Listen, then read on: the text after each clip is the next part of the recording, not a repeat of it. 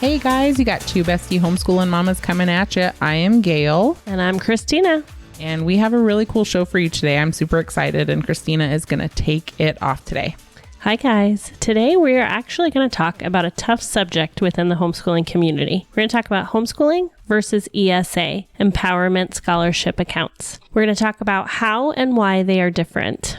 Hear my heart here. If you are teaching your kiddos instead of sending them off to someone else to teach, you are doing a great job, and we are glad you are here. We are not here to judge your choices, and we are so glad that you actually have a choice. We just truly want everyone, especially those that are new to homeschooling, to know the differences and why this is so important. You may or may not agree with us. You may or may not agree with what we have to say, but please listen with an open mind.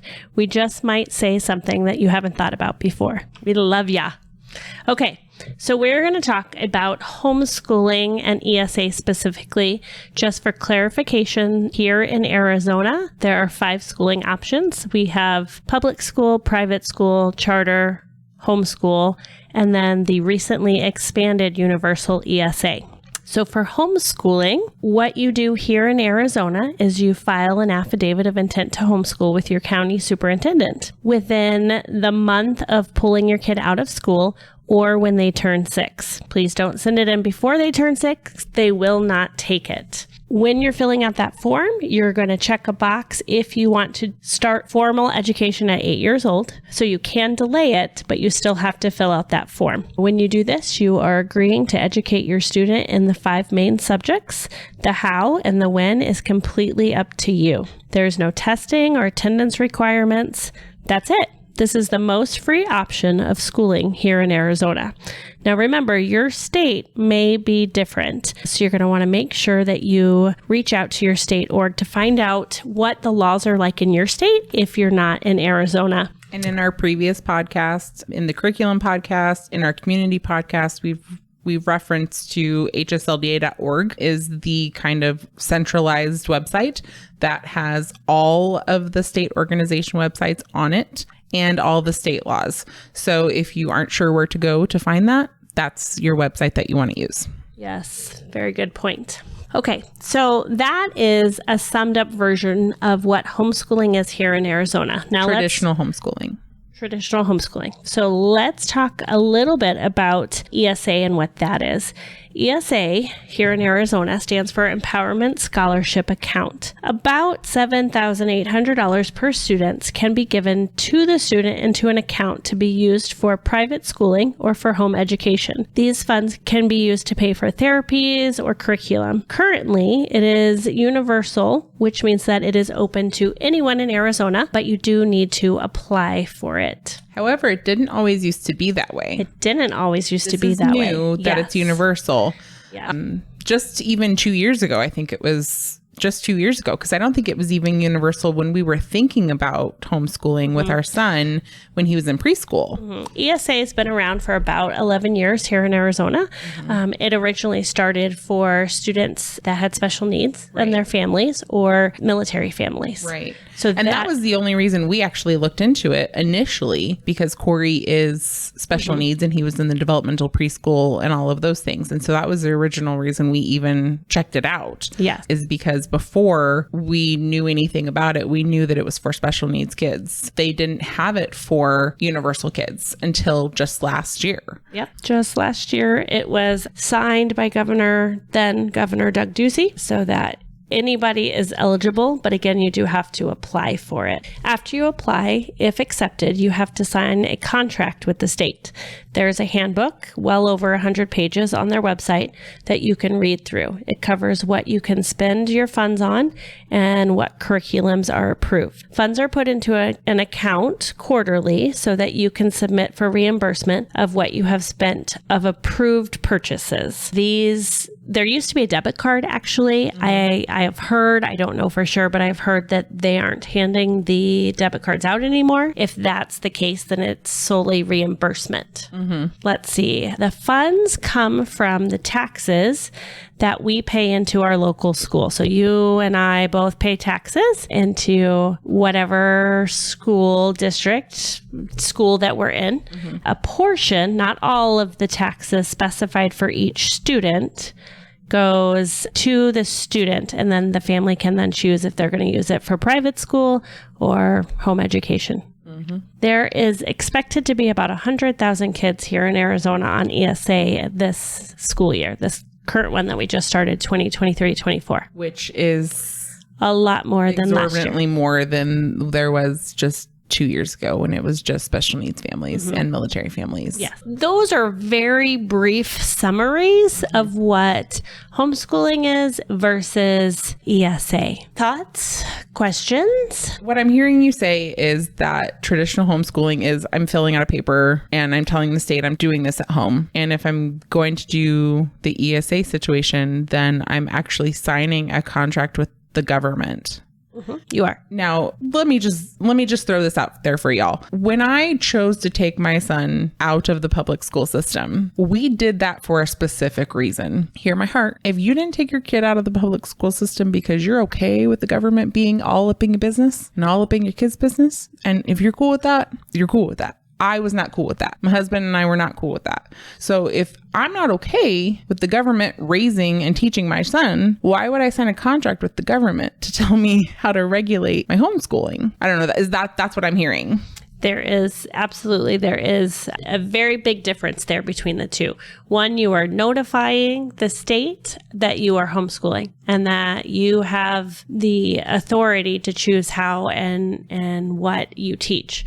With the other option, you are signing that contract with the state for them to hand you this handbook, and you get to work with the state then to have your curriculum approved. So is there curriculum currently that is not approved by the state? That's a great question. They can turn down curriculum at any time for any reason. I do not specifically know if there are any that are not accepted or not. Okay, gotcha. Obviously, we're both traditional homeschooled families. Correct. So, yes, I chose not to take the ESA. My husband and I chose not to take the ESA in our household, again, because we didn't want the government teaching our kid. Therefore, we didn't want the government regulations on our family. So that's kind of what I was hearing when she was telling me, oh gosh, this is what this is. That's kind of a lot of the research we did. And we're really new to homeschool. So we still are learning a lot about all of these options. So having her, Christina and our homeschooling support group and the state and even the ESA guideline books, it's very important that you do your research and what it is that they will not and will allow, And keeping in mind, regardless of whether you choose to take ESA or not, right, knowing that if you are turning in your receipts and you're getting reimbursed for whatever curriculum you choose, knowing that at any point that approval can change. Right. Right. And even if they don't take the money back this year, they could then not approve that curriculum the next year. Correct. Right. My understanding too is that there currently is not. So my research showed me that there was not currently any term limit or time frame in which they could not look through your account basically and audit it. So let's say we decided to take ESA this year for some reason, and then we decided to not take it next year, or we decided not to take it the subsequent years after. So we took it for 1 year, we got $7,800, we spent it all. Now let's say he's in 7th grade, our son, and we did it in 1st grade. There's nothing saying that when he's in 7th grade, they're not going to come back to us and say, hey, we didn't like how you spent this $3,000, so we need you to reimburse that back to the state. There's no statute of limitations, basically, in their rule book stating that they won't have any specific auditing time frame of your accounts, like those kinds of things. So just kind of be aware of that. There are many people who say, oh, that just won't happen. But there's nothing in the guidelines that say that it won't or that it can't. So if it's not written in black and white, anything can happen. So just kind of keep that in mind. Yeah, absolutely. That was what we got out of it when we read through all the things. Okay. My concern too, and I kind of was curious what you thought about this, is when I saw how many people were expected to have it this year, these ESA funds, is how is this sustainable with this many kids when I know that that's not how much I pay into my state taxes for for school funds. You don't pay $7,800. I don't pay $7,000. I do not either. For one kid. So where is all of that coming from? And how is that sustainable for our state? That has been a question that has been in the news a lot lately, especially with our current governor, who is not thrilled with the program. So that's a tricky one to answer. I don't pay that much in taxes. Absolutely. Yeah. And I have 5 kids. So, so then that's my other question. What if you have several children who you're getting the ESA funds for, and then you're used to, I don't know, $28,000 or $32,000 a year for education. And then you decide, or they decide, like, let's say the funds are now no longer available because the sustainability is not there. How then do these families work through that? Like, how can they then say, oh, wait, where's my $28,000? I mean, how do they prepare for that? That would be a very big hit to your budget. Right? Yeah. That would be very difficult to work through. And I guess that was part of my concern too when we investigated it was, and I only have one kiddo, but would be to take all of these funds. And then what if the sustainability was not there? Because let's just be honest, it's a state program and sometimes it just isn't there, especially when it goes bam. Mm-hmm. It gets really big, really fast. And then. Yeah, that was definitely a decision maker for us as well. When you it's kind of like, okay, so we are both stay-at-home moms. Mm-hmm. That is a big adjustment to make. That was really hard to transition through that, right? Mm-hmm. And to get to a point where we felt okay with, with just the finances of right. making that work and making those sacrifices. So if you have this influx of funds that you're able to use for your schooling, and then all of a sudden it's not there, then you have to go backwards, right? And get used to all over again, mm-hmm. not having those funds and paying for your schooling right. out of pocket. Right. Definitely something to consider. So my last thing is again, I'm very new to the homeschool community, as we've talked about. So why is this such a touchy subject in the homeschool community? I mean, we're all trying to do the right thing for our family. Mm-hmm. Yeah, it is a touchy subject and it makes me sad. It's definitely something that, in my opinion, Satan uses to divide us. If I were to put words to it, which mm-hmm. is hard, I would say that all of us are here in this homeschooling world because we love our kids and right. because we want to do the very best for our kids that we can. Mm-hmm. And so when one group is over here saying this is the best way to do it, and another group on the other side is saying, no, this is the best way to do it, then feelings get hurt. Right. Right. It's hard if I've decided to do this for someone to say, no, you're doing it wrong. Mm-hmm. That's not the right way to do it. Mm-hmm. Right. And then the same thing on the opposite side. Mm-hmm. So, it's just one of those subjects that's really touchy because it's personal. It's personal to us because we care about our kids and we're doing this because we love them so much. Just like anything with policy, and unfortunately, a lot of the things nowadays, we allow politics and policy to become personal, and it can unfortunately hurt feelings, and we really should just love each other. Yep. Absolutely. We all need Jesus 24/365. Amen. As Danny Goki says, all day long. Love Danny Goki. So yes. I mean, I understand that, some people think it's this way or that way, but I think the biggest thing that we all should learn from this subject in general is that whether you're taking ESA funds or your traditional homeschooling, we're all just trying to love on our children the best way possible. And we hope that what you're hearing from what we're trying to help you hear and explain is that the funds that might be coming from the government are going to always come with strings attached. And that, in my opinion, I'm not going to speak for Christina, but in my opinion, is not how I want to run my schooling in my household. So you can speak for me, sister. It's fine. I never want to put words in her mouth. So I'm going to that's just not how I want to run school in my household. I don't want to give the government an inch to let them take a mile. Mm-hmm. And they do that enough in a lot of other things already. And I just want to be able to teach my kiddo what he needs, how he needs it, in the way that works for him. And if that means that I have to personally fund it myself, then that's what I'm going to do. Because guess what? I'm his mom, not the government. Yep. I'm his parent.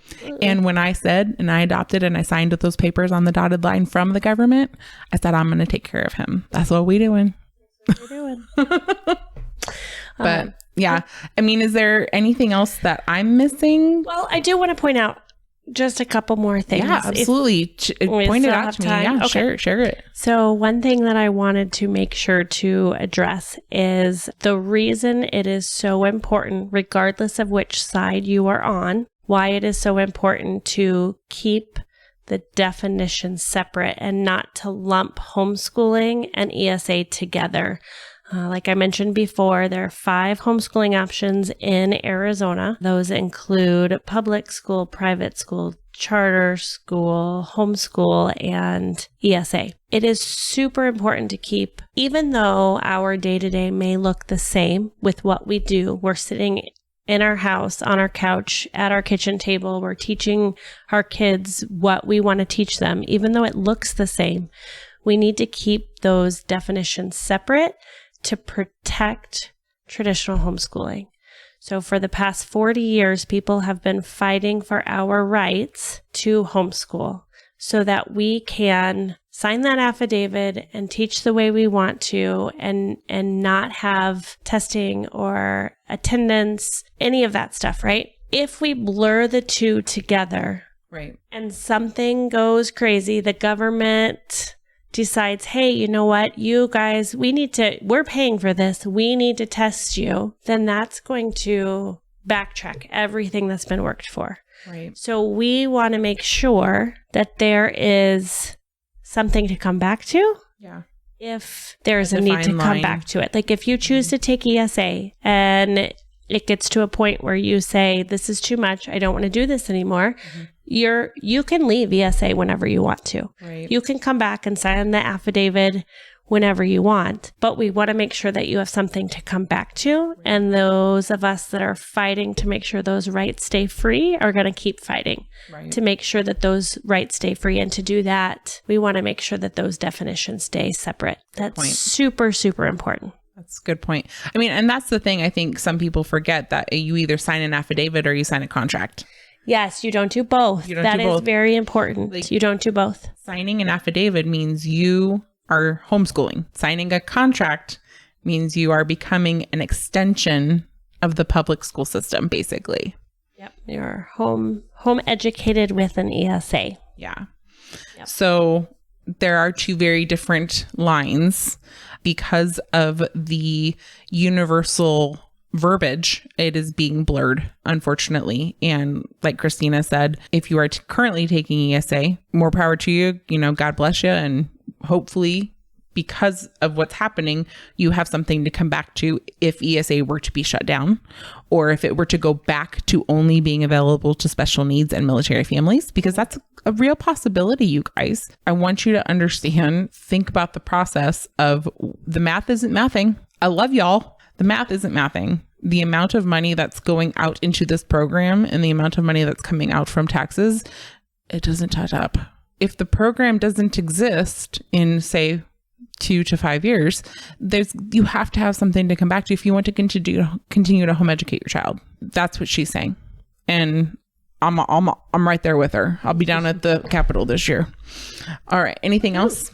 Okay. So then one last thing.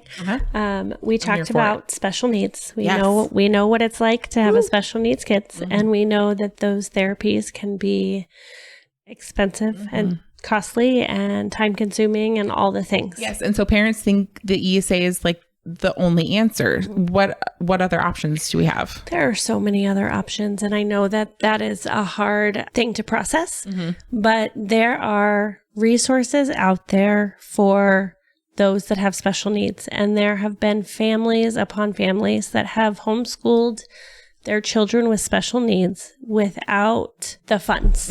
Know that there are resources. I actually saw something on HSLDA's website today. Oh, did you? I did. I was looking through it when I was prepping notes, and there was a application for a compassion application for homeschooling for special needs. There are programs out there that are not government funded that are grants or just ways to help struggling homeschoolers. Yeah. So that is an option. There are free resources. There are close to free resources that you can find by reaching out to your state org, by reaching out to support groups. There are even taking it a step farther for those that maybe aren't special needs, but we love to have our kids. We need to have our kids in extracurricular activities, right? There are those can add up. Those can be costly. Absolutely. But there are programs out there that help with that too. Right. So just as an example, my daughter loves horses. She has loved horses for as long as I can remember. Right. And doing horseback riding lessons was something that I never thought that we could afford. It's not It is not a cheap sport. It's not a cheap sport. It is not at all. But you know what? We were blessed to be able to find a ministry that is their ministry. It's faith-based, and that's what she does, is she shares the love of Jesus with her riders while she is teaching them to ride. And you know what? I don't have to spend a lot of money. There is resources out there if you don't want to take the funds, whether you have special needs or not. Right. There are resources out there for you. Right. Just wanted to put that out there. I love it. I'm here for it all day long. I mean, and we've talked about this in the last couple episodes. So if you haven't listened to those, you can kind of go back. But I have a special needs kiddo, and he is getting into the first grade here now. I believe in the next couple of weeks or so, we're going to have a how to homeschool special needs kids. And so I'm really excited for that episode. And so, I mean, stick around, because we're going to have some resources and just some things to be like, oh, I don't even know if I should have my kid evaluated or not. So there's lots of things that you can do for kids who are special needs, or, you're not even sure what does special needs mean. We'll talk about all those things. There's so much that you can do that you still don't have to rely on the government. You don't have to. I promise you. Anything else, my friend? Did we miss anything? We covered everything. I'm sure there's plenty more that we could. I'm sure there is. And I'm sure about, there is lots of tiny, tiny details that we could have gone into. But I think the brief overview of this is the best. And if you need to do your due diligence, that's what you need to do.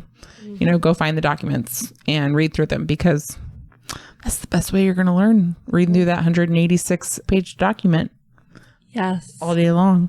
I guess that's one point that we didn't make for any of you listening who are new to homeschooling. There is not a requirement. It's not expectation that if you're homeschooling, you're taking the ESA. Right. There are plenty of people out there who do not take ESA for many, many, many different reasons. Yeah. If you are new to homeschooling and you're like, hey, what is this ESA thing? Hopefully this kind of helped give you some perspective on both sides. Right. And just know that they're not one and the same. Right. You do not have to take the funds. Just because you're homeschooling does not mean that you are automatically an ESA taker. Exactly.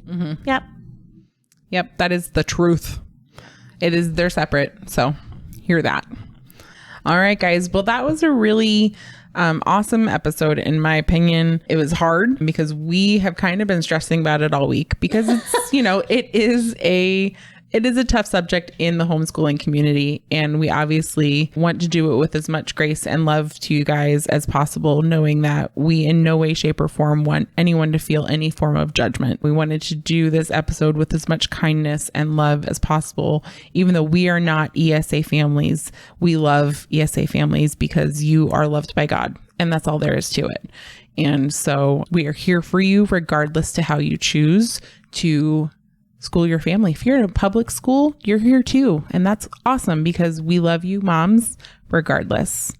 So we just, we're really, really, really hopeful that this gets to the people who are debating and just needed more information. So we really hope that gets to those people. All right. Well, Christina's going to pray for us tonight. Okay.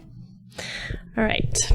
Dear Lord, thank you so much for everyone that's listening. Thank you for speaking through us, and just help everything that we said to be a blessing to those that are listening. Help them to hear our heart and just the love that we have for homeschooling, and that we just want to share you and all that we do and do what you would have us do for our families. Thank you for blessing us with these kids that you've given us, that we get the opportunity to homeschool. And thank you for helping us make it through each and every day. Pray this in your holy name. Amen. Amen. If you found value in today's show, we ask that you subscribe and review and give us those stars and join us in our communities on Facebook, Instagram, and TikTok. Just know that we love you all so much and cannot wait to come back at you next week. We'll see you then. Bye, guys. Hey, bestie.